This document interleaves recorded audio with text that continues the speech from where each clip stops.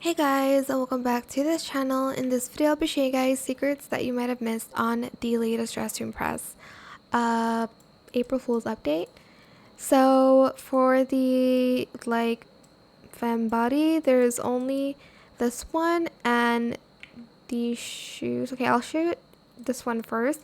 As you can see now, there's bones on the shoes, the boots, and then as you can see, these boots have been completely reworked as well.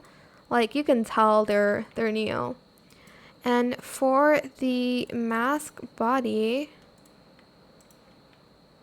you have this cutesy jeans that are now ripped, and then this turtleneck sweater that you can color it. Well, you can have like two colors on the sweater like so, or you can also turn off the turtleneck just for like a plain sweater.